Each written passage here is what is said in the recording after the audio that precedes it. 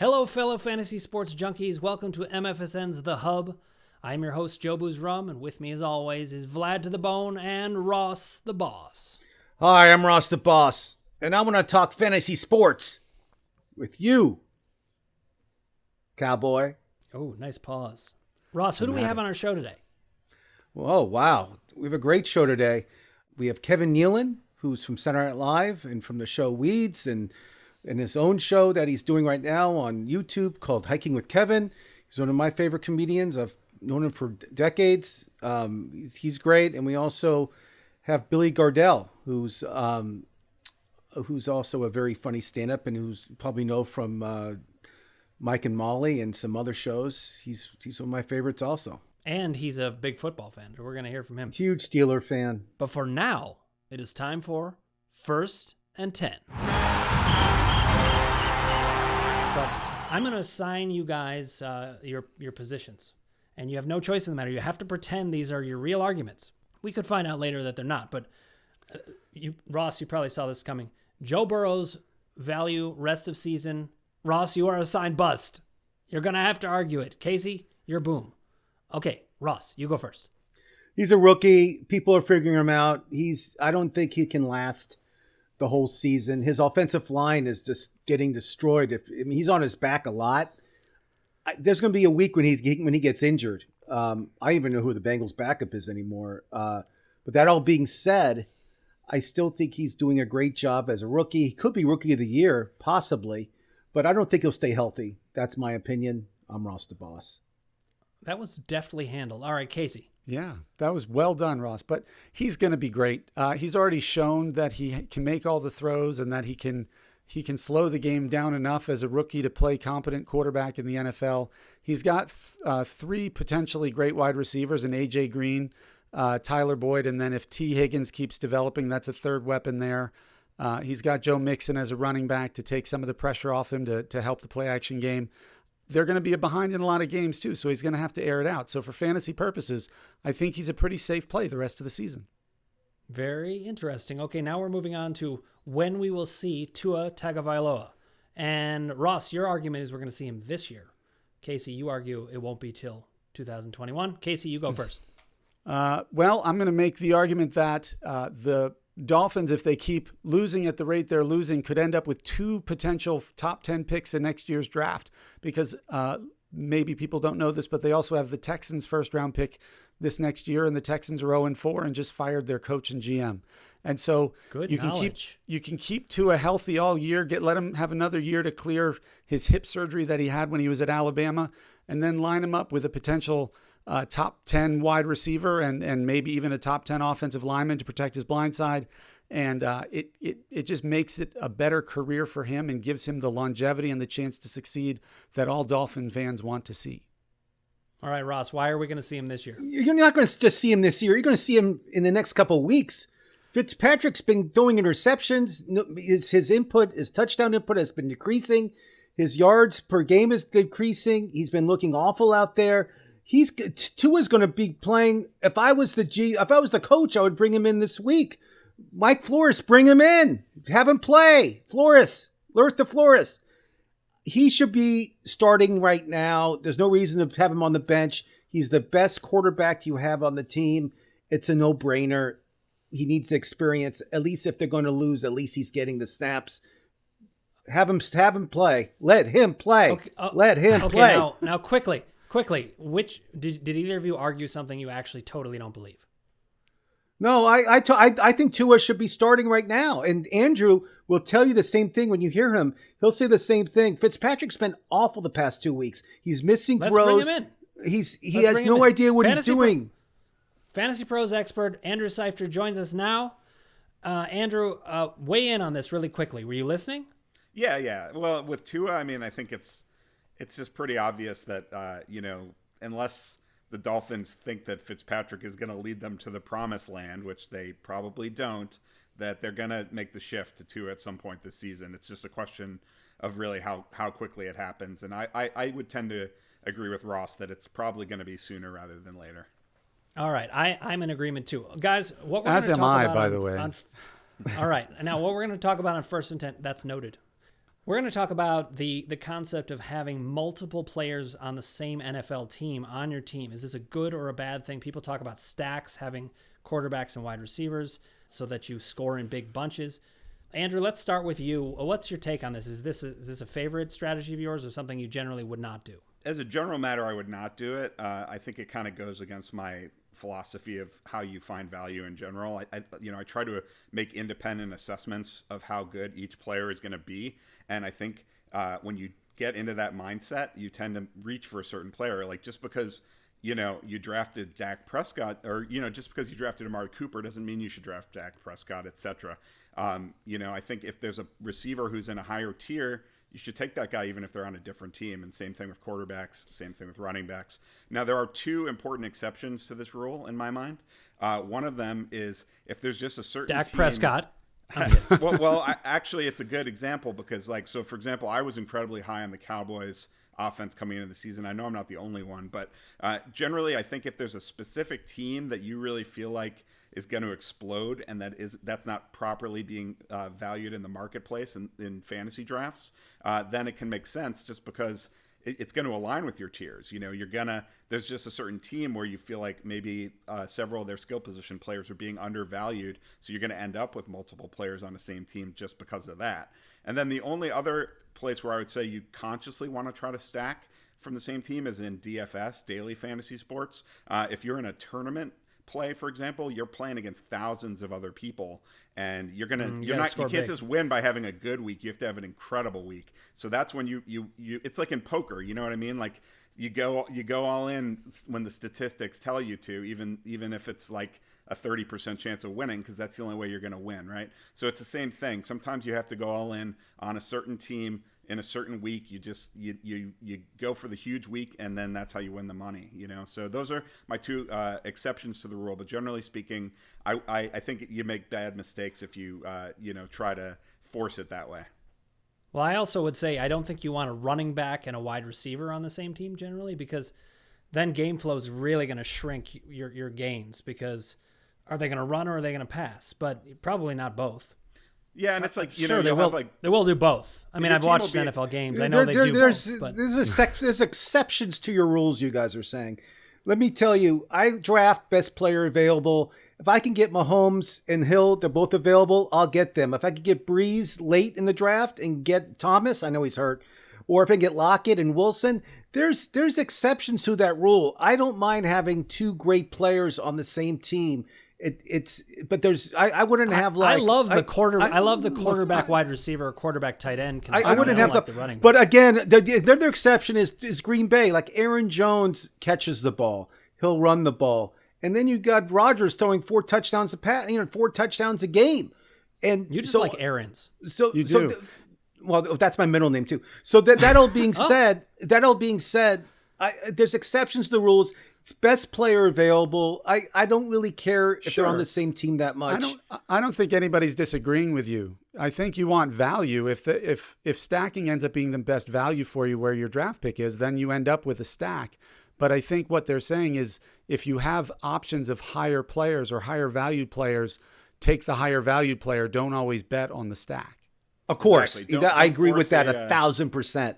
Great observation. I think we're really all in agreement that you want to take the best value, but if you happen to get the best value and it is a stack, I think so much the better for a quarterback, wide receiver, or quarterback, tight end. That's what I would say. Well, the one thing I will say is that it is very fun when you have a great quarterback and wide receiver from the same team. Like when you're I don't know about you guys, I love to watch the games live every Sunday. And when I see my quarterback throw a touchdown to my receiver and I get the double points, the double touchdown. When you see Sam Darnold throw it to Jeff Smith, when you see Sam Darnold throw to Jeff Smith and it's a touchdoll, Andrew's going crazy on that. In my 120 team fantasy league. We're gonna. I'm picking him up in my dynasty league. It's all because of Ross. We're gonna talk more about this. This is a great topic. I think we should return to it. But up next is Take Your Pick. We're gonna find out how we did last week. You'll find out our new picks, and we'll go over as many of the games as we can fit in. Up next.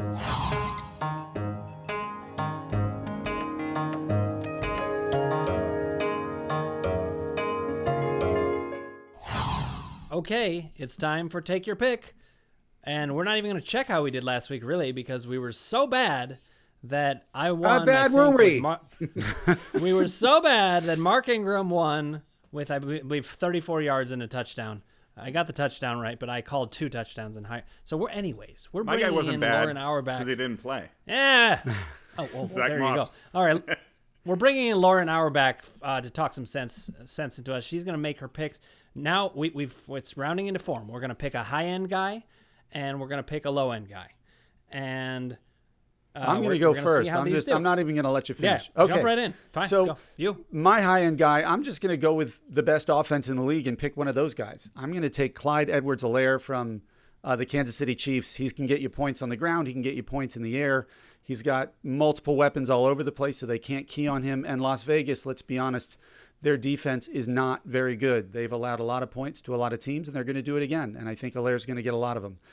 For my low-end pick, I'm going to take a historically bad offense that's going up against a historically bad defense. I'm going to go. It sounded like you were going to take Aretha Franklin there for a second. I could. It was a reach. It was a reach. That's what she could score against the Dallas Cowboys right now, I think. And so I'm going to go with a New York Giant. I'm going to go with Darius Slayton, the wide receiver for the Giants. He's not an immediate start on many teams, but Dallas tends to make at least 3 receivers look good whenever they play against them. And so I'm thinking the Giants can make 1 look good. And my bet's going to be Darius Slayton's going to get a chunk of yards and a touchdown for you.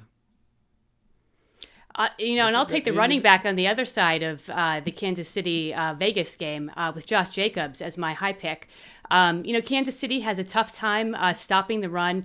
I think that Vegas is going to want to try and what does Vegas want to do, guys? Vegas wants to try and control the clock, gamble and control the clock. Put people in jail in their stadium. Keep it in Vegas. They want to do lots of things. Yeah. Yeah. But they want to try and control the clock, and they're going to do it by going to Jacobs a bunch, and he gets the bonus of as being that pass catcher in the backfield. And then my lower pick would be DJ Moore. He hasn't really put up the fantasy numbers that most thought he would prior to the season. He has 1 game where he's gone over 65 yards and no touchdowns, but he's the deep ball threat on this team, and they're playing the Falcons, and you can attack the Falcons really any which way, but a good way to do it is through the deep ball. They allow the most deep ball attempts and the 3rd most deep ball completions. So I'm firing up Moore this weekend, and I think that he may get his first touchdown. Wait, did you just blame the Falcons for getting the most deep ball attempts? I mean, what are they supposed to do about that? I don't know. I'm kidding. How about have a I'm pass kidding. rush? They make. Yeah, I was going to say get some pressure on the How about quarterback. have a defense? All right. Well, I'm learning. I learn every time I hear you guys talk about these things. I wasn't thinking about Jacobs and them using it to control the clock, but they got to keep Mahomes off the field somehow. So I think that's actually a decent call. Andrew, who do you have? All right. So for my high-end pick, I'm going to go with James Robinson with the Jaguars, the rookie that came out of nowhere. It's been putting up great numbers. I think he can continue to do that this week, facing a Houston defense that has given up far and away the most yards rushing per game in the league, over 180 yards rushing per game right now. So Jaguars are going to lean on the run, and that's all about James Robinson. Chris Thompson's not a factor. Robinson's going to have another big week. And then going lower, I'm going to go with another rookie, Justin Jefferson with the Vikings. I think that they're going to have to throw the ball a lot to keep in that game with Seattle. And, I think people's perceptions. Hasn't he had over 100 yards 2 weeks in a row? Well, I was going to go with someone deeper. If you'd like me to, I will. I just, we're talking about DJ Moore here, so I think he's even higher rated than Jefferson. I'm going to go, fine, I'll go with Justin Jackson, running back with the Chargers. I think the Chargers can support 2 running backs. They've done it in the past. And I think that kids, if you're watching at home, don't use peer pressure like Kasey just did. Hey, I can go as deep as you guys want, but if we're going to just name like high-end wide receiver, Andrew, this is a family show. Oh my goodness! All right, listen. My high-end guy is DeAndre Hopkins. I feel bad. I'm like really picking on the Jets, but I think everybody is, and there's a reason. And DeAndre Hopkins scores against everybody, and everybody scores against the Jets. So I think that's a good recipe for DeAndre Hopkins. My low-end guy, I'm also picking on defense that I always pick on at a certain position, which is the Eagles' tight end defense. They allow so many touchdowns to tight ends, and that means Eric Ebron is going to have a big game. He's my low-end guy. Ross? You bring us home.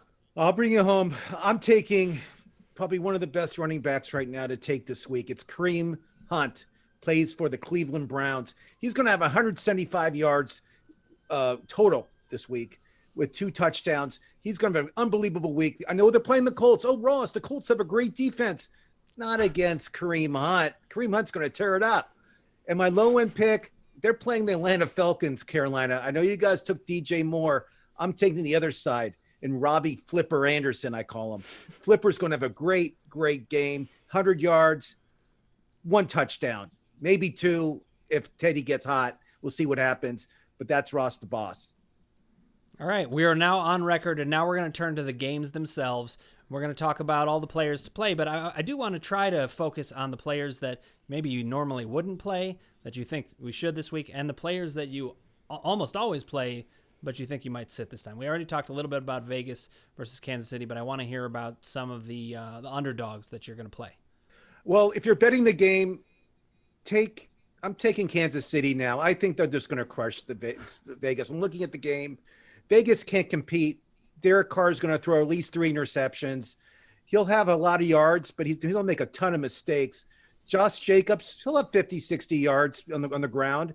But if you're playing Kansas City, play all the usual guys. Just you know who they are. Even Sammy Watkins I like this week. But Mahomes should have Sammy Watkins. I think Patrick Mahomes should have at least 400 yards. He'll have 400 yards this game. We'll see what happens. Yeah, this is a game, I think, with pretty clear guys you want to start. You want to start the usual suspects: Mahomes, Kasey, CEH, Tyreek Hill. On the Raiders side, it's Waller and Jacobs. Other than that, it's not a lot of great. There's some matchups where you're really looking to get other players to get into your lineup. I don't think there's any obvious one there. I think Watkins and McCall Hardman would be the best bets. And take the Kansas City defense. Yeah, I was just going to say, I think if you're in a league that plays a defense, you got to take the Chiefs defense in this one. This is going far afield from what we're talking about, but CEH, it doesn't roll off the tongue. He needs to change his name for my comfort. There was a lot of discussion on Twitter about that. I think actually. It's Se, actually. Se. Oh, really? On the coverage last week, they were talking like they had just come up with the nickname CEH, but like everyone was tilting on Twitter because they were like, we were talking about that in May. Yeah, Se. I'm just gonna call him Se from now on. All right, it's better than Minnesota. Meh. Yeah, Se is really good. Meh, not so much. We're gonna go with Minnesota and Seattle. I think most of us, we talked about this a little bit before. We think it's gonna be a big time shootout. Yeah. I'm a little worried for the Dalvin Cook starters of the world, unless they're starting against me. Of course, they'll do well then. But if not, game flow could really get away. I think it's more of a Justin Jefferson kind of game. So I look for him. I think the Seattle wide receivers are going to really have a big game. I mean, anytime you're betting with Russell Wilson, it's a good These thing. are just there's going to be a ton of points in this game, and it's just very fantasy friendly setup. Just because both teams only go through a certain number of players, neither team really features the tight end that much. I think it's and that third receivers aren't really a big factor on either of these teams. So you're really just looking at those top 2 receivers on each side of the ball. Jefferson, as you mentioned, and Thielen on the Vikings, and then of course DK Metcalf and Lockett with Seattle, and then both teams have a great running back that they really feature. So you got to play Carson and Cook. I think all those guys can deliver. Russell Wilson obviously is going to put up huge points, and it's if you're streaming quarterbacks, this isn't a bad week to look at Kirk Cousins. And actually, if you have some buy problems, I think Greg Olsen is a decent back end. I mean, he's a tight end too, but he's cheapest he's ticket into that offense. If you're starting Greg Olsen, just your team lost, so don't even. But what you should do is, if you're betting the game, bet the over. It's easy money. Just bet the over. All right. How about I want to talk about my Cleveland Browns at Indianapolis. The Browns have a chance to be 4-1 for the first time since 1955. No, that's not a correct stat, I don't think, but it feels that way, and that's a long time. I think, but I do think the Browns are quite for real. Yeah, but this is going to be a low-scoring game. These are 2 decent defenses. Indianapolis, I think, in a lot of ways, can shut down most of the Browns' weapons. I know Ross thinks Kareem Hunt's going to do it, and he very well may. He's that talented, obviously. Phillip Rivers loves his tight end, and Mo Alley Cox seems to be getting some love lately. So I may play him. He might not be somebody who you normally have as a starter. Gotta watch that snap count, though, man. They got I know. that three-headed monster at tight I end know, right now. but he seems to be getting the red zone targets, at least lately. So Yeah, he's got that the might be talent. somebody I would play, but I'm going to stay away from this game in a lot of ways from a fantasy perspective. Yeah, I mean, Bet, the you know Browns- what? You bet Cleveland Rivers will have at least 3 interceptions. At least. He might even be benched by the fourth quarter. We'll see what happens. If he gets benched, he might not have 3 interceptions. He'll be benched. You heard it from me first. you know, you're starting the running backs in this game on both sides, but I do think that it might be a little bit of a disappointment with Jonathan Taylor this week. Might surprise people to know, but the Browns have actually been a top 5 run defense so far this season. And Taylor has actually been ceding more snaps than was expected, not only to Nyheim Hines, but even to Jordan Wilkins. So, you know, there was a thought that when Marlon Mack went down, that really it was going to be Jonathan Taylor's show, bell cow back. It hasn't actually been that way the last couple of weeks. He's still an RB2 in my book, but I think people are still thinking of him as like a top 5 running back or something. And I never thought that. I never thought that. Yeah. I don't understand why people say that a rookie's going to come in. The NFL has coaches that respect these veterans. This is why I drafted Marlon Mack, and look what it got me, an injury. But injury, he's out for the year. I thought it was a smart pick because Frank Reich's not just going to start playing Jonathan Taylor all the time. That's not going to happen. Ross, what were you going to say? I was just saying, on the other side, I think Myles Garrett's going to have at least 3 sacks against Rivers too. Rivers is one of these pocket quarterbacks, and Garrett's just going to go down in a 3-point stance and just do his little spin move, and he'll sack Rivers. You'll see like blood on the field from Rivers. Oh God, it's going to be a blood. It'll be like Wolverine against Harry Potter. and the defensive player of the week, Myles Garrett. You heard from me first, Ross the Boss. Damn, I should have said that. That was a good pick. All right, what, Ross Philadelphia, Pittsburgh. No, I'm picking Myles Garrett as defensive player of the week. The guy is a beast. Now, I was at the game, the Mason Rudolph game last year, so Pittsburgh comes to mind when you mentioned Myles Garrett. But hopefully, nothing. blood He on leaves the his field. helmet. Hopefully, he doesn't rip somebody's true. helmet off and beat him with it this time. Or their head. I mean, the guy is really strong. All right, Philadelphia against Pittsburgh. You can't be serious. Pittsburgh has 2 weeks to prepare. They didn't play last week. Pittsburgh, it's in What do you mean I Pittsburgh. can't be serious about what? You can't be serious. It's going to be a game. Pittsburgh's going to destroy. Oh, I didn't even say. I just announced it. You will can't be be a serious game. about announcing They're that going to game. roll over Philadelphia. It's going to be like a bloodbath again, 35-7. Philadelphia doesn't have a chance. Pittsburgh's defense is great. Their defensive backs are probably the best in the game. Pittsburgh by 25 points at least in this game. And if you start anybody on the Pittsburgh offense, try to start Johnson, try to start Smith-Schuster. Both those guys will have big games. Connor, I love in this game. Roethlisberger, I'm benching Breeze myself, and I'm starting Roethlisberger on one of my things because I think he'll have a huge game. Pittsburgh, huge. Eagles, Sanders is going to get destroyed. He'll have maybe 20 yards. Don't forget Eric Ebron. I would bench everybody. I would bench everybody on the Eagles. I'm with Dan on the Ebron call. I think he's a good tight end streamer this week. If you're not really happy with your starting tight end, and honestly, if you don't have one of the top 5 guys, you might not be happy with your tight end spot. So I think he's a guy you can pick up off the waiver wire. He's unowned in like 60% of Yahoo leagues or something like that. But on the Eagles side, don't play anybody on the Eagles. Stay away from the Eagles. Well, their passing game is a mess right now. I mean, Miles Sanders, you probably need to play, but you have to keep your expectations. No, don't. Yeah, play. I mean, the Eagles have really been a disaster. Okay, how about Chargers Saints? The big story, I think, is that Herbert has been named the starter for the rest of the year. I really saw that. I mean, with Tyrod Taylor, I've got nothing against the guy, but I'm a Browns fan. I've seen this before. The guy is never going to make it through a season for multiple reasons. Now, in fairness to him, he got his lung punctured by the doctor, which Justin Herbert may have ordered. No, I'm kidding. That didn't happen. But well, Herbert's here to stay. I give Anthony Lynn credit for. I mean, was a tough decision for him because we all know Tyrod lost this job for the wrong reasons. I mean, it wasn't his fault. It wasn't because he played badly or anything. It was a fluke accident with a doctor, and it's a crappy way to lose your job, frankly. But Anthony Lynn saw the writing on the wall, and that writing said Justin Herbert is having a breakout, and you don't stop that in the middle of the season when it's happening. So I think he's a top 12 quarterback for me this week, honestly. Going up against the Saints defense that was supposed to be good on paper, but has actually given up 3 touchdowns to all 4 quarterbacks that they faced so far this season. So he can keep rolling this week, and I would definitely play him. I love Keenan Allen in this game. I love the under in this game. I see a kind of a low scoring game, and I would take the points and the Chargers any day if you're betting. Ross the boss. I'm kind of looking at the Chargers this week. Just, Herbert's coming off that great week, without Eckler and Mike Williams. And I'm curious to see how that backfield plays out. I know that Eckler, went out. Everyone rushed the wire for Josh Kelly, who I think will have a good game. But I wouldn't be surprised if he's, outperformed by Justin Jackson. And Definitely I think possible.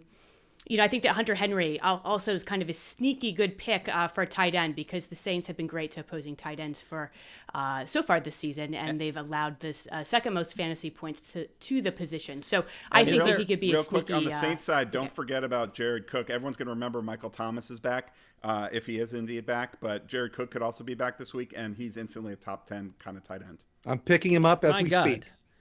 I love this. I love this game until about Sunday at 3.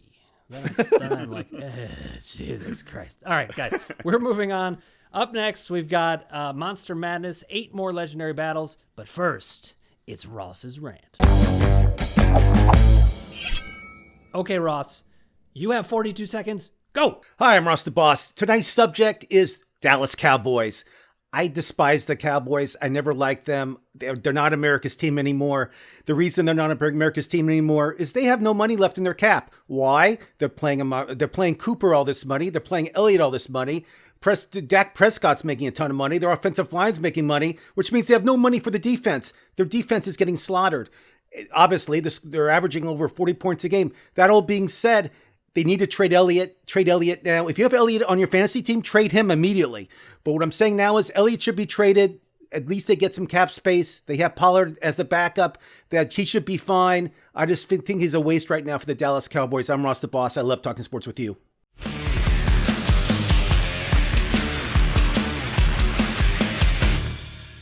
It's time for Monster Madness again. We have 8 matchups to be decided.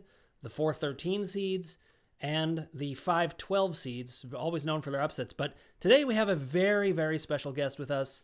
It is the legendary SNL comic Kevin Nealon from Toonces and The cat. Toonces the cat. I mean, Nothing and better. Mr. No Depth Perception. By the way, you were Mr. No Depth Perception was originally entered in the NIT, didn't make the tournament, did not fare well. I mean, listen, you had a handicap, but I think you did great, and I'm just pleased. I'm pleased that you can even see me right now. So we're starting out with we're going to start in the West bracket. We've got the number 4 seed Captain Marvel facing off against the 13 seed Voltron. Now I'm going to start us off a little bit because I'm going to make this point. Voltron is the only member of this field that has 5 different members. And that's pretty good for a basketball team, and this is a basketball-themed. So I think Captain Marvel's in trouble. I'm not going to weigh in and say what I said. Kevin, would you mind going first? I'd love to hear from you who you think is going to win between Captain First Marvel of all, and Voltron. I have never seen a bigger bunch of nerds than you guys. Yes. We take that as a compliment. That is awesome. Unbelievable. Unbelievable. This is what's happened from being isolated in a pandemic for 7 months. It's true. Well, first of all, We started off really cool, and then this happened. well, Captain Marvel, one of the Avengers, right? Yeah. Yes. I like to think so. Anyway, is really no match in this fight because of all of the the skills that Voltar has. I love this argument is razor sharp. I mean, do you Is it- agree? are you- Do you agree? I mean, yeah, I think skills are going to determine this, and there's a lot of them. I think I'm going to stay general. I'm going to stay on the Kevin's theme, and I'm going to agree with him. I think Voltron has more skills. Voltron has 5 different people that make for skillful interactions. I think that's what you're saying. That's what I'm saying. I mean, you're dealing. It's more like 5 against 1, and it's not Yeah, like 5 against 1, like equally. It's Voltron. Is coming from a place of, like I said, skill and tenacity, and Captain Marvel. Yeah, looks good. but I don't think he can walk. She looks the walk. better than Voltron. She's all hat and no breast. Oh gosh, how do you follow that? I don't You know. can't follow that. Kevin and I have just. I mean, do you guys have anything to say for Oh, I always have some. You know, Ross the boss has everything to say. You'll disagree, right? I'm here we taking Captain Marvel. Looks better in tights. Easy knockout. There's no question Captain Marvel's my pick. Just compare body types. It's an obvious win. No, I am going to say, look, if you tried to put tights on Voltron, It wouldn't work. They Well, it would would rip eliminate right So, two away. of the the characters. tight factor alone and Captain Marvel, the name alone, you got to think America here. You know, Captain Marvel, that's America. I'm going with the All right, USA. But why Casey, is it can't gonna be let a me, tie? if I could just interject Yeah. something really quick here? Can't these superheroes get above the level of a captain? It's Captain Marvel, Captain America. You don't see any Yeah. generals. You don't Or see admirals. any admirals. It's all captains. There's General Soz, but he doesn't do much. He's yummy. There's Captain It really is Crunch. true. Captain Crunch again. Not a Exactly. member Yeah, of the always Avengers, captains. but Yeah, Yeah. yeah. I guess it sounds. No, like it's true. If you're any other rank, you don't really make it. Like Lieutenant Dan doesn't even have any legs. You know who I had a lot of hope for was Captain Kangaroo. I thought he would go on to become a general. I like Captain Kangaroo too. I like the did. haircut. I I like grew the up look. on You're Captain right. Kangaroo. I did too. General Kangaroo. At least Colonel Kangaroo. There's a lot of captains Yeah, out there. you gotta A lot get of that. captains. Casey, who are you taking, Casey? Let's go. I've been Voltron all the way from the beginning. It doesn't have to deal with, although the arguments were sharp, and I certainly do think Captain Marvel's nicer to look at. Voltron is 5 independent heroes joined to be one gigantic hero. I don't think you can beat that. But Kevin, I think we're going to hold on to this military theme. I'm going to be looking out for captains and otherwise. We're going to move on to the number 5 seed, Agent Smith from The Matrix, against Buffy, the Vampire Slayer. And let it be known, we're talking about the TV show, not the movie. I'm not familiar. I know the movie The Matrix. It's been a while since I've watched it, so I don't remember him that well. Agent Smith was the main bad guy, computer guy. He could stop time basically, right? He can like stop bullets and all that stuff, right? But he's not a vampire, is he? No, he is not a vampire. So Buffy, the can Buffy vampire do that? slayer, can slay vampires, but can Buffy slay Captain Smith? I want to say, but Captain Smith, yeah. Yeah. No, and actually, you make a good point. Buffy should have been paired with Dracula. I don't. Whoever did this is a fool. That was And you. That fool was me. Yeah. Yes, it was me. It was me. But I missed a chance, and I didn't know I was missing a chance to discuss it with Kevin Nealon. So recapping, not a vampire slayer, not a vampire. Right. Agent Smith wins. I'm going to Smith hold off on wins. my view. Ross. Oh no, Casey, you're ready. Go. I'm going the opposite way. I'm going to go with Buffy the Vampire Slayer. I think she just unplugs the computer and then Agent Smith just disappears. That's a So fictitious thing. She's not just she a vampire can't slayer. do that. Why can't she do that? You can't like unplug it. It's like saying if you We fight just had- Superman, you have kryptonite. Morpheus lost because he was out of the Matrix. Why don't we do the same with Agent Smith? Agent Smith will destroy Buffy the Vampire Slayer in 22 seconds, knockout. It'll be Ross, this is the problem with doctors. They're not technical. They don't know about unplugging. like Agent Smith can destroy anything. They did not teach us that in grad school. Agent Smith can stop time. He can stop bullet, like anything she has coming at him, he can stop. And then he can go up to It's her. really only whether if they're in the Matrix, Buffy's in trouble. If they're outside of the Matrix, you don't have to be. I mean, you could be a vampire slayer, or you could just be like a coal mine worker. It doesn't An matter IT who you guy. are. Yeah, but I'm taking. You I'm can do listen. it. I'm taking Unless Agent you're- Smith. Unless you're a doctor. I'm taking then you know how to Agent do it. Smith. Right. We have no technical skills. Agent Smith All right, so because it's I'm not a gonna- I'm gonna- vampire. I'm going to go with Buffy, and I'll tell you why. Agent Ugh. Smith is actually clinically depressed. If you watch The Matrix, he says, I have to get out of here. And I think he's going to feel that way about this tournament. He has no actual motivation of his own. So that means we have a tiebreaker. And that means we're bringing in Fantasy Pros expert Andrew Seifter to break the tie. Tiebreaker. Are you there, Andrew? Where are you? I am. Are you not here? Hold on. I'm here. Hold on. Hold on. He's putting his pants on. There he is. I'm here. Oh, yeah. I'm Just sorry. got his I'm pants here. on. Andrew, say hello to Kevin. Hello, Hey, Kevin. Andrew, how you doing, buddy? I heard a lot of good things about you. All right. It is Buffy versus Agent Smith. Go. Buffy versus Agent Smith. Well, I think that I'm going to say that that Buffy wins, and the You reason why idiot. Oh, my. Oh. the reason You why can't be is serious. that Buffy is kind of kick-ass, and after all of your guys' comments about Captain Marvel, I think we need a woman to advance here, and we're going with Buffy. Oh, Okay. Listen, thank you, Andrew. Unbelievable. You'll be back on for another time, Okay. I'm sure. All right, ya. we've got number 4 seed in the Midwest, the Incredible Hulk versus. Now we originally said the Watchman, but it really became Dr. Manhattan. Dr. This was Manhattan. Ross's baby, Kevin. It is my baby, and I can argue this forever, but yes. Well, I'll argue it just for a little bit, but let's invite Kevin first. You've got Dr. Manhattan versus the Hulk. I'm not that familiar with Dr. Manhattan. Of course, I know the Hulk, and I worry about the Hulk because he's unpredictable. What if he doesn't get angry? He's got a temper.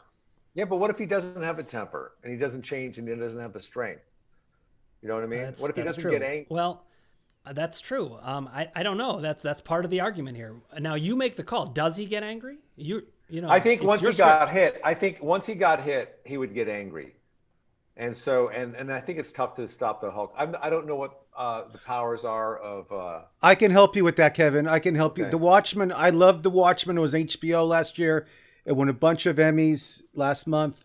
I heard it's great. It was a great show. I recommend it to anybody who has a television set. The Watchmen, the Dr. Manhattan is the smartest guy in the world, and he can do anything from time travel to make himself. Yeah, but he just gets depressed and let goes let to me Mars. finish. He can make himself. all right. He can make himself 100 feet tall, like he did in Vietnam to stop the war, and he smashes everything with his feet. I mean, he was like unstoppable. So the Oh my Vietnamese, gosh. the Viet Congs, I forgot what they're called. The Vietnamese was surrendered within one day because Dr. Manhattan was 100 feet tall. So that being Captain said, Manhattan. so the Dr. Manhattan would just make himself a giant, like 20 times bigger than the Hulk. He and may have just, been a major. and just step on him, and he'll be done. Major Manhattan. Yeah, We're going I with didn't the realize that. alliteration. I Dr. didn't realize Manhattan would destroy the Hulk in The Hulk. 20. The Hulk beats everyone. The Hulk beats No, everyone. the and Hulk. You don't I understand. think Kevin has the right This idea. is the smartest guy in the world, and he can stop time. He can do a Ross, million things. Don't you think the smartest Kevin? Let's hear what you. The think Hulk's about an idiot. Yeah, know, but I wasn't if Dr. aware- Manhattan's so smart, is he really going to fight the Hulk? Yes, he can make himself 100 feet tall. He's a monster. He's a freak. Yes, All right, yes, Kevin. yes, yes, My question is, does Dr. Manhattan have control over his powers? yes, yes. So he can just he snap his fingers and be 100 feet Yes, he tall. can build universes if he wants. He can do crazy stuff. I mean, I He's think I've seen the- unbelievable. He's I think Dr. I- Manhattan. He's the best. He's better than Ross has been Superman. waiting for this for a By the long way, time. Kevin, when Ross gets going, nobody else can talk. Okay, Not on Zoom. so my Not on vote's Zoom. Dr. Manhattan, and Andrew will Really? agree with I me. didn't know. If you saw The Watchmen, you would agree with me. Has anybody seen it? I have. I have seen it, and I still think the Hulk is just indestructible. Casey? I'm not one who normally agrees with Ross, but I got to go with Dr. Manhattan on this one. I think he'd figure out a way to turn the Hulk back into Bruce Banner and just then destroy him because he's the smartest man alive who Wow. can do Kevin- anything he wants. And Kevin, so I you're my figured only hope now. If everyone was Have on, they swayed you? I don't think Dr. Manhattan would have the chance to grow to be 100 feet tall. I think the Hulk I would agree. smash him. He would thump, he would, throw him down Did on the you ground. see what he so did to many times. Loki? He just question for this is Dr. Manhattan mortal? Dr. Listen, Manhattan. We already have a tie. Dr. Manhattan. Don't try to throw it to the Supreme Court. We have a Doc- tie. Oh, I mean, we should throw it to the Supreme Court. Dr. Andrew, we Manhattan- need you again. Tiebreaker. There he is. I'm on Listen, standby Ross, I'm here sorry, for but you. we're in Dr. a Manhattan tiebreaker. was mortal, but he's not mortal anymore. The question is He's not about anymore. to be mortal, I'll tell you that. Oh Here's dear. one, Betty White versus Rebel Wilson. Ooh. Has Betty White had a Snickers bar? She's got so much sugar in her, you can't stop her. Nobody can be Betty White, not even the Hulk. All right. Well, first of all, I resent the statement that the Hulk is dumb. The Hulk is very smart. He just gets angry. But his pants don't even rip after he becomes a monster. Somehow his pants are the same size. They don't. It doesn't make any sense. anyone with a brain has to be angry nowadays, I think, right? So, but the thing is, so I lean in that direction. But then I remember that guy from my high school class played David Bowie in the Watchmen movie, so that kind of biases me in the opposite direction. So I'm gonna go with Dr. Manhattan. Yes. Just because of that? Oh my God. Yes. All right, listen. Yep. All right, All Ross. right, Andrew. You're dismissed. Okay, Oh my one God. more, right? Here we go. We have more. We got to speed this up. Actually, we've Yeah, I got know. Hercules against Frankenstein's monster. We're gonna do this one really fast. Kevin, who do you got? Hercules versus Frankenstein's monster. Well, Hercules is more of a legend, right? He's not a real. Yeah, he's a, yeah, He's a I Greek, don't even know if Greek he's gonna god show or up. something. Or, Well, yeah. let's say he's real. Let's just say. Okay, let's say he's real. Okay. Like the Hercules we'll in say the he's movie. I would say, you mean Steve Reeves' brother, George Reeves' brother, Steve Reeves, plays Hercules. Oh yes. I yes. would definitely, I'd go with Frankenstein because he's not real and he could be repaired by the doctor and put it back in the ring. You know. It's true. I mean, how are you gonna stop him? I'm with Kevin on this all the way. Casey? So am I. I'm a Frankenstein's monster guy. Frankenstein can't even walk. He walks like 2 miles an hour. He Doesn't has he? no Kevin, brain. a little- We're not little talking about backstory. Peter Boyle's Ross, Frankenstein. He has no Ross is brain. angry. Monster. Ross has no is angry brain. because Frankenstein's monster. He says has no brain. He thinks it's the Phil Hartman Frankenstein. Oh, Brain, Or Peter Boyle from Young Yes! Frankenstein. brain pain. But there's listen, been a lot of he's versions mad. of Frankenstein. Okay, fine. Yeah, well, yeah, I well, lost. this is you the guys Mary- all. this is- I lost. Yeah, this is the Mary Shelley version where he's really fast. So he moves on. right, moving he on. beat Chewbacca before Ross. was Okay, mad about fine. that. Okay, I disagree. We're on to the number 4 seed Gandalf from Lord of the Rings against Iron Man, the 13 seed. Now, Really quick. What's Gandalf's superpowers? He's a magician. Grandolph. He's a I love wizard. it. Is a wizard. Okay. He's a wizard. Casey, Casey, you go first on this one, so I can hear what your. I'm going to go with the same theory that Lauren and I have had throughout, is that magic usually trumps everything else. If he's that good of a wizard, he'll figure out a way to power down the suit. Tony Stark is just the suit. If he can power down the suit, he's going to destroy him. I would typically agree with you, Casey, but the element of surprise is always, the winner in a match. And you could be Iron Man and surprise Gandalf before he gets his wizardry, and he's a winner. Very A sucker true. punch. I'm going to argue that Iron Man also has going for him. He's Robert Downey Jr., so he's extremely charming, and I think that fits with Kevin's theory.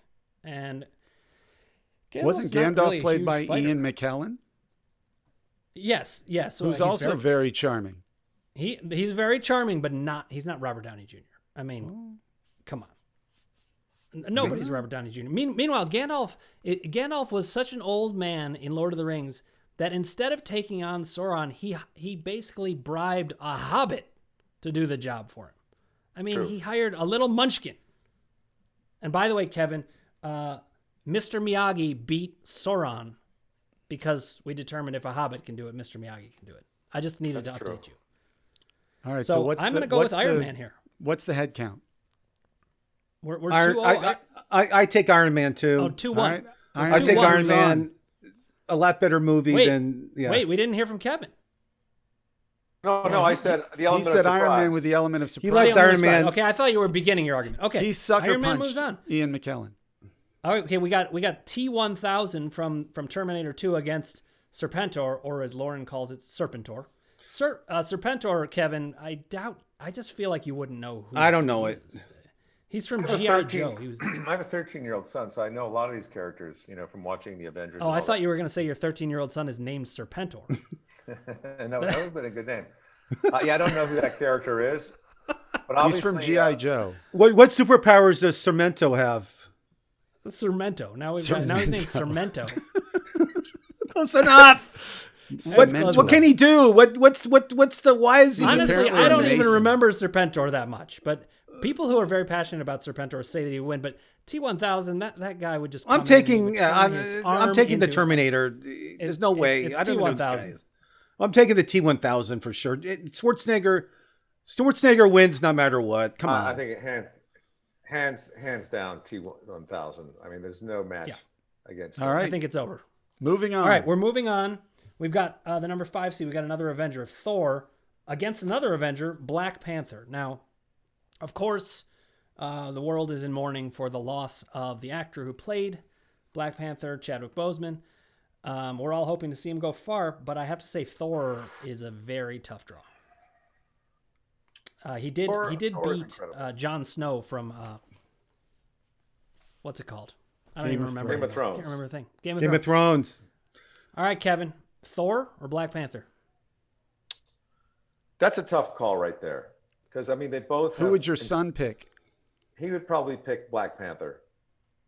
Oh, that's classic Serpentor. Although that Thor with that hammer, I mean, you take that hammer away from him, he's nothing. Well, I don't know. He's still pretty strong. He lost it in Ragnarok and still ended up doing okay. Yeah, that would happen in post though. They edited that. All right, so you're going with I'm going with Black Panther. Yeah. Ross, make it short. Black Panther, hands down. I don't see him losing to Thor. All right, I'm going Thor. I love Black Panther, but Thor is just a total badass. Okay. Casey, I think he has. I feel like I hammer. have power. I'm going with Black Panther too. I think his suit absorbs energy and then turns it on the person who fired him at him. So even if Thor goes after Black Panther, Panther, throw the hammer and get it right back in the face. Right, or shoots him with the lightning bolts, it's just going to absorb it and give him all the more power to hit Thor back. And maybe he ends up getting Fat Thor. Last one. This is a personal favorite of mine because so many people don't know it. But the number 4 seed, the Golden Child, little Asian child sitting eating leaves, and it's an old Eddie Murphy movie that got. Yeah, do you know the Golden Child, Kevin? A little bit. That got destroyed in the box office. The bad guy always said, he called the bad guy Brother Noomsy. I always wanted to say that to you. Now I get to. He's facing Spider-Man, or as I call him, because I'm Jewish, Spider-Man. I think, being Jewish doesn't help in this, I have to say. He sounds like he's a lawyer, or maybe a dentist. Irv Spider-Man, Captain Irv Spider-Man. What are the powers of the Golden Child again? Okay, the Golden Child is super powerful, but only if he's eaten. So I think the question is, he can basically do anything, but he does it all for good. That's the thing. Is he going to be willing to even beat Spider-Man? Has he eaten a tiny leaf? Or did they feed him bloody oatmeal? You may not remember that from the movie, Kevin, but that's how they try to weaken him. I think Spider-Man is much more cunning and skillful than the Golden Child. The Golden Child needs to eat something, and he has a lot of prerequisites that he needs to do. Spider-Man's ready. His costume is always there. He puts it on. He's got the webs, and he gets around quickly. I don't think it's a question. I don't care if he's a Jewish dentist. I think he wins. I'm a Spider-Man guy, so I'm picking him. Spider-Man, no doubt would beat the Golden Child. It's hands down Spider-Man. Come on. Kevin, thank you for joining us. Thank you for, I hope you don't feel that you have 20 minutes of your life that you need to get back. My question is, I'm going to have time to think about all these tonight as I lay in bed. If I change my mind, can I call you? Yes. You can call. Right. You can call me anytime, but don't call them. Because I wasn't sure about the Black Panther. I might be a little Okay, well, and that could be huge. And then we'll bring in Andrew, and he'll disappoint me again. Kevin, thank you for joining us. Thanks, you guys. Thanks for having me. Kevin, thanks. Kevin. Talk soon. Hi, everybody. I'm Ross the Boss, and today's interview is a very funny stand-up compared to a not funny stand-up. I always say funny stand-up. I know why I used to do that. You might know him from Mike and Molly. He was on for 6 seasons, 121 episodes. Wow, a lot of syndication there. His new show, second season, is Bob Hearts. It's an emoji, right? Am I correct? Yeah, yep. And Mbishola, my African is perfect, and he's I know Billy a long time. Let's welcome Billy Gardell, everybody. Billy, welcome to the show. Good to be on. Thanks for having me, Ross. I appreciate it. So I know you're a huge Steeler fan. Steelers are 3-0. I have to start with this. 3-0. 3-0. How happy are you? Did you expect them to be 3-0 this year going into 2020? I absolutely did. I think obviously getting Ben back is the linchpin. But I knew this team had the potential, and I think this team has the potential to go the distance. And I thought it last year. They won 8 games on defense last year because Duck was terrible, and we just had no quarterback. And what's the other kid, the Cleveland guy hit in the head? I can't remember his name right now. What's the other kid? Rudolph. Mason Rudolph. I was at that game in the end zone. Terrible. Yeah, he was terrible, but that was a horrible event. Well, but I'm just saying both quarterbacks terrible, yet they won 8 games. And I really credit a lot of that to that defensive line has become very quick and very dangerous. But Fitzpatrick, Minka Fitzpatrick has been the difference. Anybody who murdered us every year, especially Brady, would just saw a hole in us in the middle of the field. Remember, Brady would come and say, I love zone defense. And we come out and play zone, and there's always that giant hole in the middle of the field. Minka has completely taken that away. And that's made everybody else's position become more viable. And there's not so much robbing Peter to pay Paul. People can stay at home. And they are playing fast and rough and traditional Steeler football. So I knew we had a real good shot to make some noise this year. The only problem you guys have in the AFC is you guys have 2 problems. You have the Kansas City Chiefs, who look unbeatable, as you know, and the Cleveland Browns. Oh, I'm kidding. No, we're not. And the Baltimore Ravens. So new at winning, it's cute. You know? Well, they are 3-1. It is. They are 3-1, and it's unbelievable. I think that team's pretty real this year too. I do. And we'll see. I think with Burrow coming.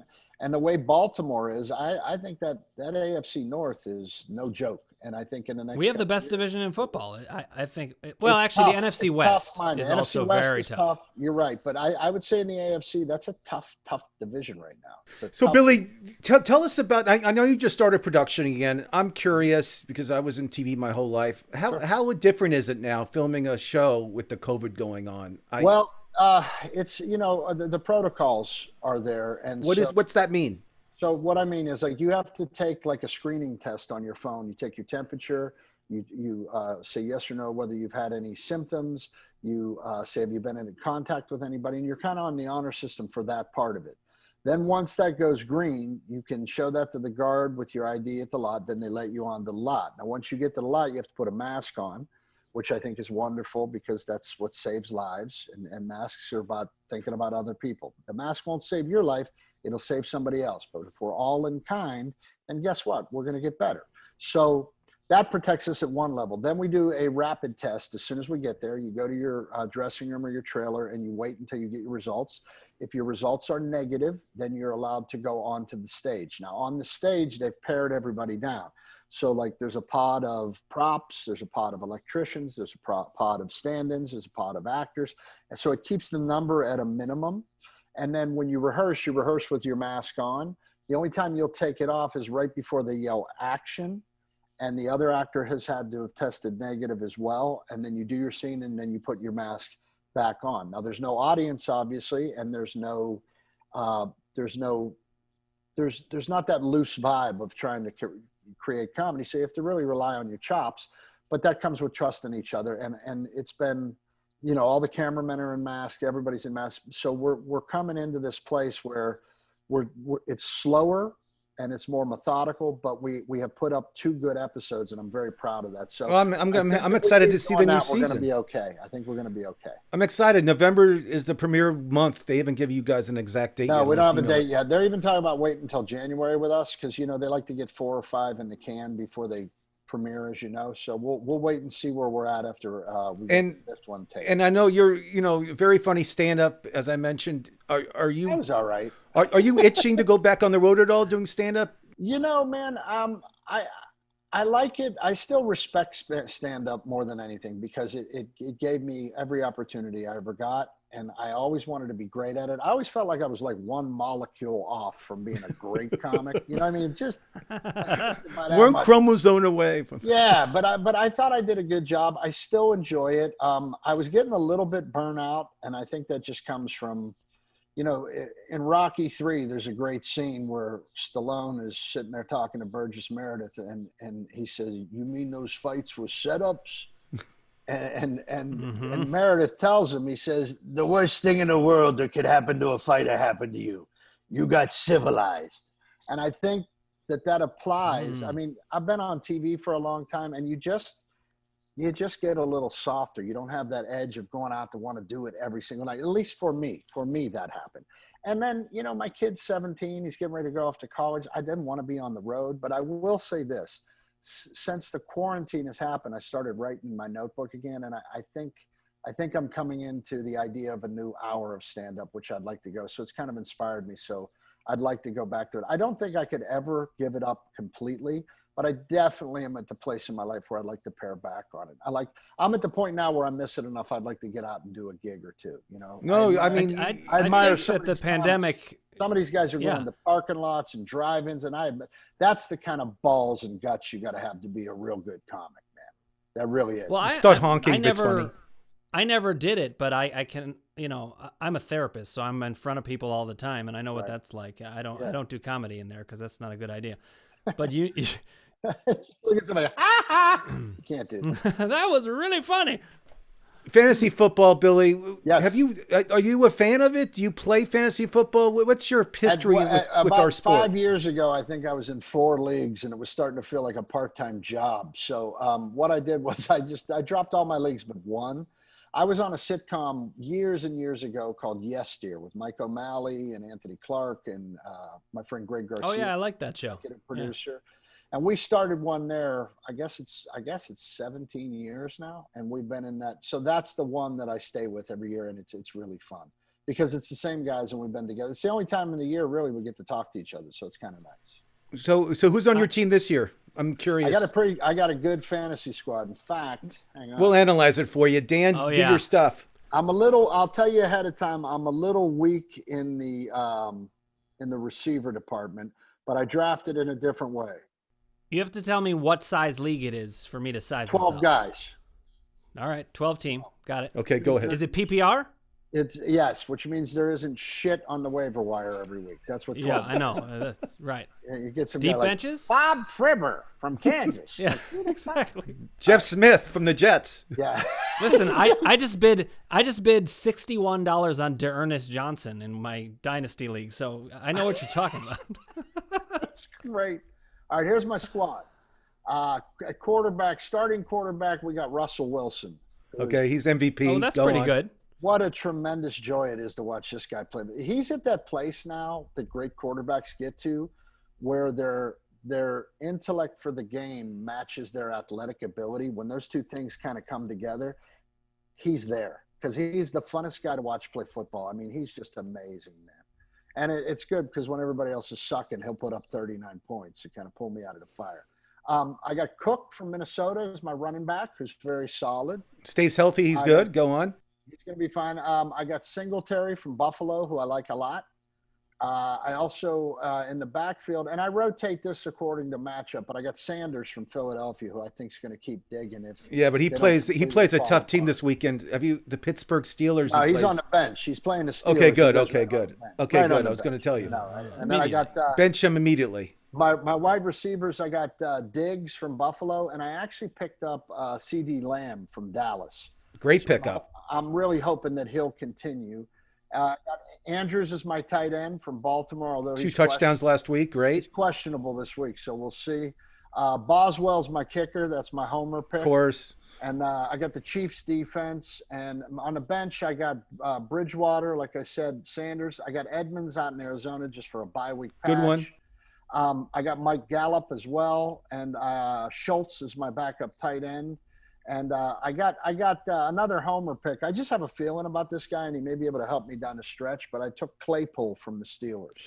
I like Claypool too. He's from Notre Dame. Ross has talked about him. Notre Dame, and I think there's something. I like him too. I also your receiver Johnson's healthy this week too, and he's coming back. Right. And I love him this week too. If you have him, start him. Good. Wait, Billy, you said you picked up C.D. Lamb. Do you mean you picked him up off the wire?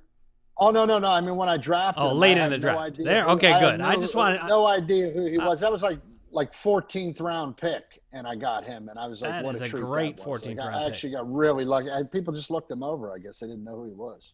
We're getting old.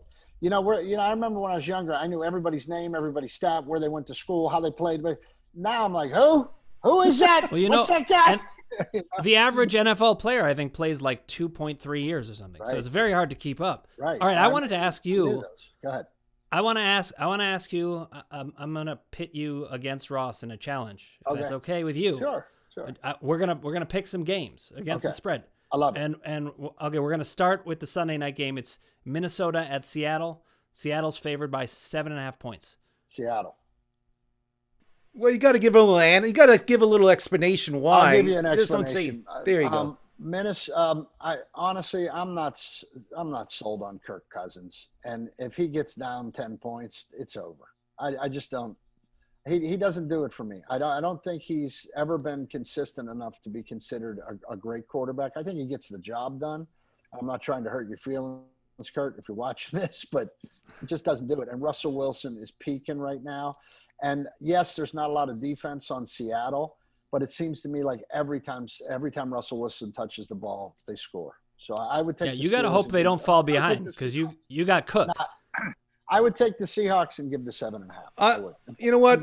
I'll go against you. I'll take Minnesota. I like Cook. Right. I love their new receiver. They have Justin Jefferson.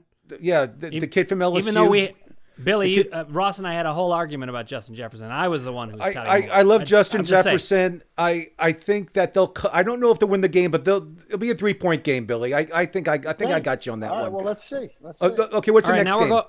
Yeah, let's go to Monday night. We got the LA Chargers. I'm wanting to call them San Diego. We all do. Speaking of not being able to keep up, LA Chargers at New Orleans. Did we get that spread? I didn't get this. No, I did. Nope, I didn't get it. I don't know what the spread is. I'm gonna look it up. You guys start talking. I might have it actually. Let me see. I bet it's 9. I bet it's 9 points. I think it might be high. Thanks, Andrew. 7.5 points. Okay, so 7.5 points. I'll go first. I think Breeze's career is going down. I don't think the arm strength's there anymore. They just announced today that the Chargers quarterback is Herbert is going to be the starter for the rest of the year. I know their starting running back is hurt, but I love Joshua Kelly. I love Justin Jackson as the backup also. I'm taking the Chargers and the points. And I agree with you. And I like on the defensive side of the ball, you got Bosa leading those guys. And that kid Herbert, man, when he came in and played against Kansas City, he either was unaware of who he was playing or this kid is just a baller. And I think he's kind of shown that's who he is. He's cool as he can be back there. He's got a great rocket laser arm. And the more he gets this, the better he's going to be. I think it's a wise choice. I agree with you with Breeze, too. I think Breeze is getting a little long in the tooth. I do, too. I was all over Herbert at the beginning of the season, and I let somebody talk me out of it. Andrew. Yeah. Okay, what's the last game? All right, last game, of course, we would be remiss to talk with Billy Gardell and not talk about the Pittsburgh game. Philadelphia at Pittsburgh. We got the Steelers favored by 7. Okay, this is hard for me, but I'm just going to be honest. Okay, this is why I don't bet my Steelers. I just like to enjoy them. I don't bet them. But here's what I know about my Pittsburgh Steelers. We're going to win, and it's going to be by 2 or 3. Okay, and I'll tell you why. It's the Battle of Pennsylvania, which means, we're playing whose dirt is better. That's what we're playing. My dirt is better than your dirt, and that's prideful in Pennsylvania. But here's the thing about the Steelers, and it's been this way since I was a tiny kid in Steelers pajamas. We play to the level of the squad that we're playing. So if we're playing an 0-3 team, we look like we're 0-3 and we win by a field goal. If we're playing a 12-1 team, we play like we're 12-1. We might win by 4 or 5. I don't like us to cover 7 points, but I refuse to say I picked Philadelphia. Ross the Boss is taking the Steelers. The Eagles defense is knocked up. There's 2 starting linebackers not playing. The Steelers had almost 2 weeks to prepare for this game. They didn't play last week, as we all know. I feel the Steelers are going to roll. Their running game's just going to destroy the Eagles. I think they're going to win. I don't know. I think Roethlisberger is going to have 3 touchdowns and 320 yards. That's my prediction. This is all good, but you said the Eagles' defense is knocked up, and They're so knocked I up. need to note that. They're knocked up. I need to note it. I mean, if the Eagles' defense is pregnant, they're going to lose. They are hurt. The linebackers, their starting linebackers are not starting. I don't think. It doesn't look good. And I feel at home, Pittsburgh's just going to roll with. They're going to roll the Eagles. The Eagles are awful this year. Wentz looks awful. But here's why. Wentz doesn't know those receivers. And I got to tell you, last week, I think he built some trust with them because he put some balls out there and they came through for him. I think as he gets to know them, they're going to get better. My Steelers will win that game. I just don't trust them to cover. Yeah, but your DBs are – the Steelers' DBs are probably one of the best in the business. I mean – they're getting there. Those guys are good, and I see Wentz at least throwing 2 or 3 picks. We'll see what happens, Billy. We'll keep track of this. This is kind of fun to do with you. Maybe we'll do it more regularly. I'd love to come back. Let me know, man. Yeah, we will. It's kind of fun because I love somebody who knows football, and it's hard to find somebody in your stature. You're in Los Angeles. Football. No kidding. But Billy, thanks for being a great guest. We'll have him on again. You're the best, Ross. It's great to see you. Thank you. Tell the family I said hello. Terry Bradshaw Ball. I want to bring that up and say thank you. We'll show it next time. And Dave, nice to meet you. And my manager's from Cleveland, and twice a year we have tortured each other so much during those games that if one team scores, it's just that you ring the phone one time. That way we don't get in a fight. And ring the phone one time. That's it. I know, and now I know why we sometimes are in games with the Steelers because they're playing down to our level. Because I always look at the schedule and I know I'm like, why is the Browns schedule so hard? It's because we never play the Browns. Exactly. I'm just gonna say that. Thanks for coming on, Billy. You got it, guys. Have a great day, man. Great seeing you too. Guys. Be well. Thanks.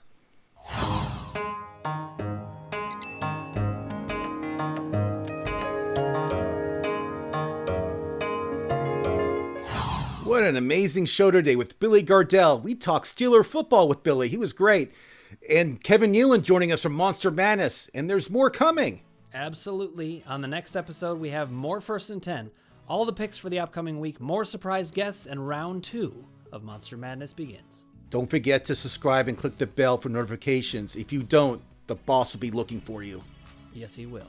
Until next week, stay hungry, my friends. This has been MFSN's The Hub.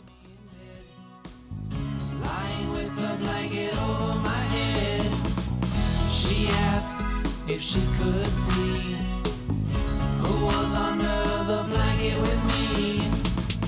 I said, you don't want to find. It is Hideki Matsui.